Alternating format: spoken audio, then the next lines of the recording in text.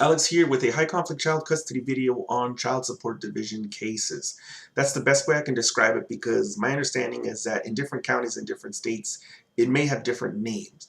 But what I'm talking about here is a child support division that operates separately from the child custody and divorce action, sometimes separately even from the courthouse itself. I've heard, like, for example, in Clark County, there's a completely separate building where they conduct these proceedings, and they have actual courtrooms in that building with judges that are there, and all. It's like a whole separate courthouse just for child support.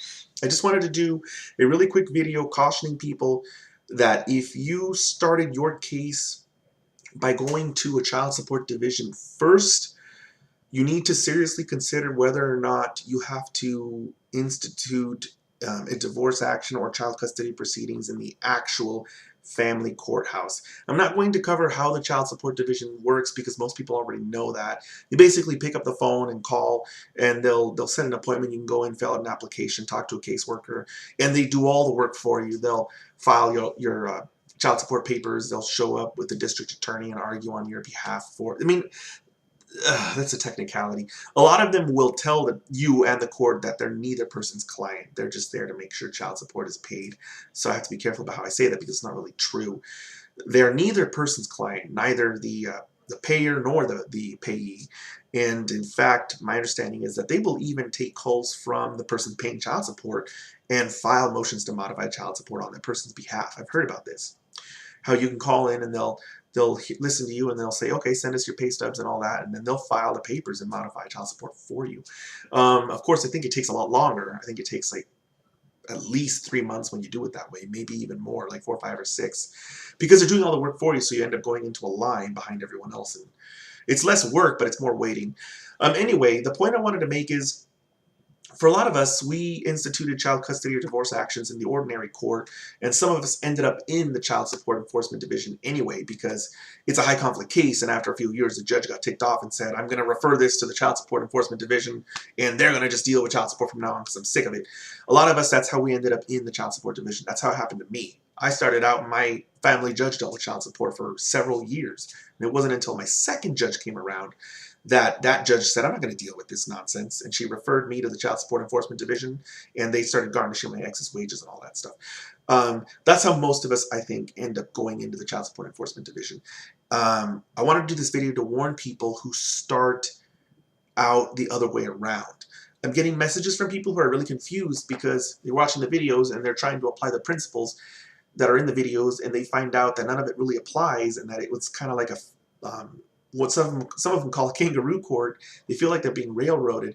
Well, you're not being railroaded. The problem is that you don't have a divorce action open or a child custody action open. You just ended up in child support court because maybe your ex filed for welfare, and then the division of welfare or whatever, the government instituted child support proceedings, which makes sense. They're not going to institute child custody action and try to resolve your custody rights. They're just trying to get child support out of you. So they filed a case in the child support court. I'm going to just call it that because it's kind of what it is. It's not an actual court where they set up, where they're meant to set up custody or divorce people. They will end up entering some kind of custody order, like a temporary order that's just supposed to get you through so you can eventually go to the actual courthouse and deal with your child custody issues with an actual judge.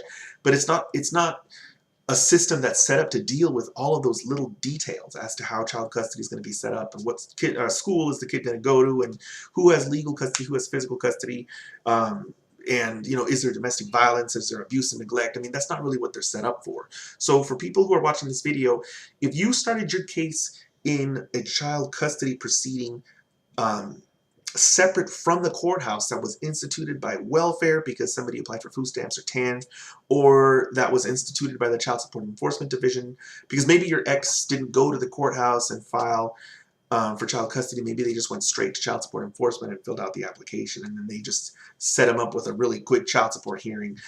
For those people who ended up in that situation, just keep in mind that you're not actually in front of a real family judge who's prepared to look into all the details regarding your children's custody and all that. You're in front of just a child support master, at least if you're in Clark County. And so they're just going to look at that one issue, give you a really quick band-aid of a custody order and get you out. That's not the end of it. Don't let that be the end of it. Make sure you head back to, in fact, for all I know, they just ask, who's the kid with most of the time? Mom? Okay, mom, you have temporary custody. For all I know, they don't even listen to any details about abuse or neglect or anything like that. They'll probably just say, who's the kid with right now?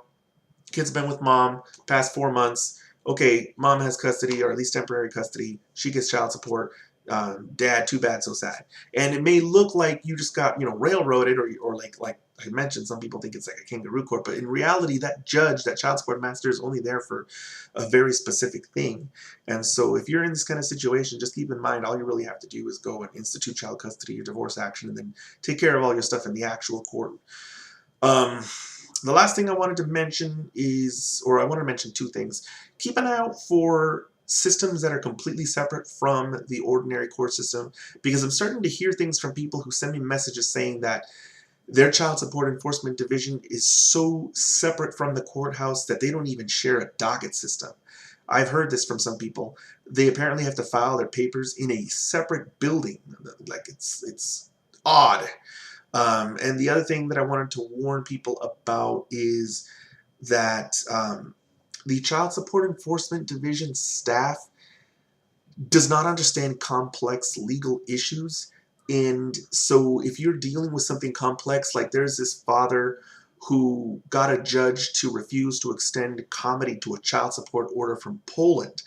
And the Child Support Enforcement Division sent him letters threatening to take his license and put him in jail and all that stuff. And when he tried to explain the situation to them, they didn't understand it, because they're single-minded in they're so simplistic. It's, we set child support up, we punish you for not paying it, and if we're nice, we'll modify it. But they don't work outside of that box. So if you have a complicated issue, you could be given very false information from them just because they don't understand anything but those three things: modification, setting it up, and then putting you in jail for not paying it. Oh, of course, seizing your money and taking it away from you using garnishment, stuff like that. So I guess at that point, I'm going to go ahead and end this video. I will see you guys next time. If you have any questions, post it in the comments below. Oh, I don't know if I mentioned. Okay, one last thing.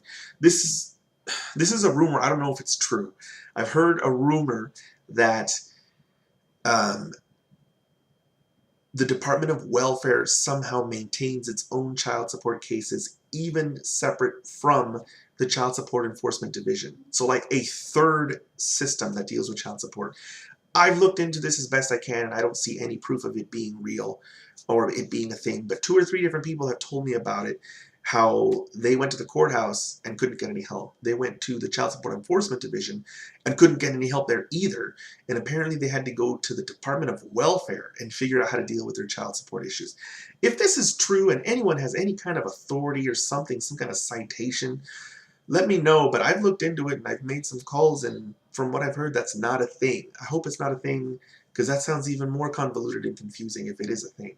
So last thing before I go is, for people out there who are dealing with child support masters, keep in mind they're not judges. If you need to take something over their head, it's not that hard to do it. You just have to understand what it's called. Watch my video on objections to masters' recommendations so that you can figure out how to get yourself connected from that child support enforcement case to an actual district judge.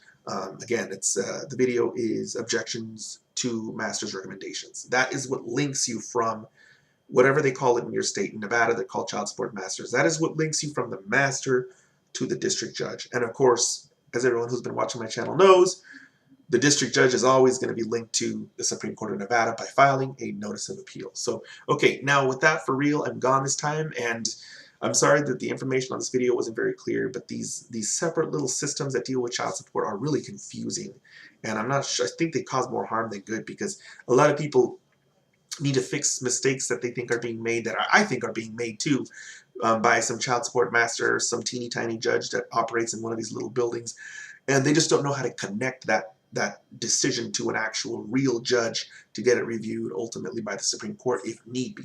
Okay, with that, I will see you guys next time.